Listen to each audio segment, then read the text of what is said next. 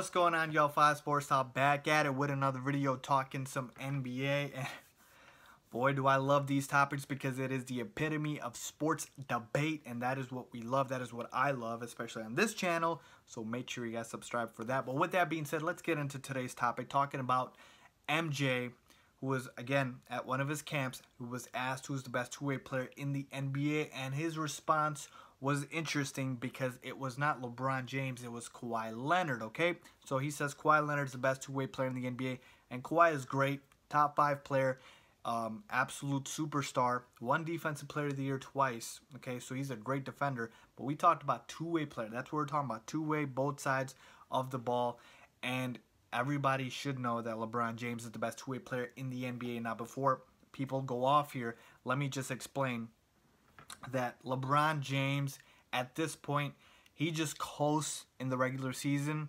because it doesn't mean anything to him. So if you look at the advanced stat, I'm pretty sure Kawhi is going to win in that.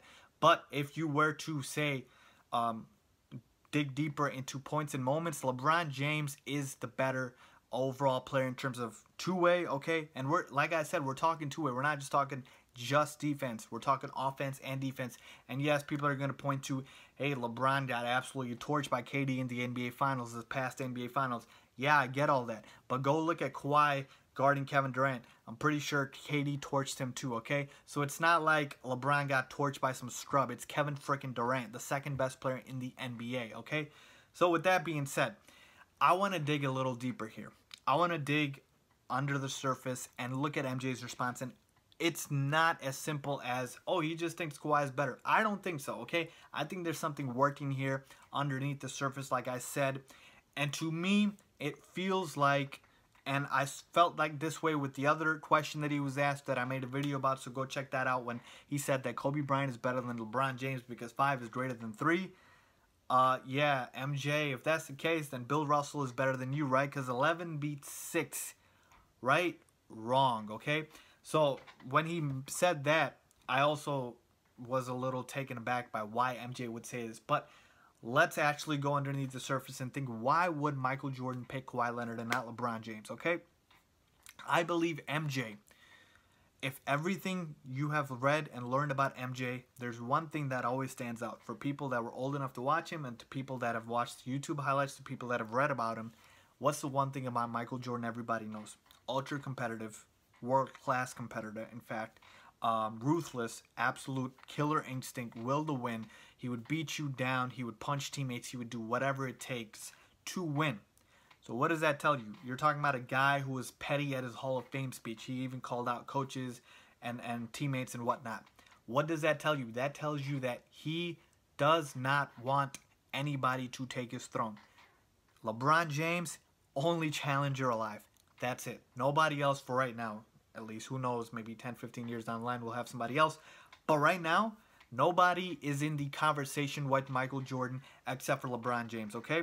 And a lot of people want to say this past NBA Finals ended that. I don't think it did. I think LeBron James, he still has 5, 6 years left. He's 14 seasons into the league. His story is still being written. Kobe Bryant, the reason MJ said Kobe is better than LeBron, because he knows Kobe isn't really better than him. His career is done. Kobe Bryant, one of the all-time greats, one of the best shooting guards of all time, second best shooting guard of all time. But his career's over. He's not better than MJ. LeBron James, career's still going. MJ already knows LeBron is going to pass him in virtually every statistical category, pass him in playoff points in the past NBA Finals, and now he's going to overtake him in points, rebounds, assists, steals, blocks. So statistically, it's going to be a wrap for MJ. But then what do you have left? Rings, right? So, of course, LeBron has 3 rings, and Michael Jordan has 6. Michael Jordan has 5 MVPs, LeBron has 4. Michael Jordan has 6 Finals MVPs, LeBron James has 3. But like I said, not a guarantee LeBron will catch up to Jordan, but there's a chance. And if anybody doesn't want to give up their throne as the GOAT, it's Michael Jordan.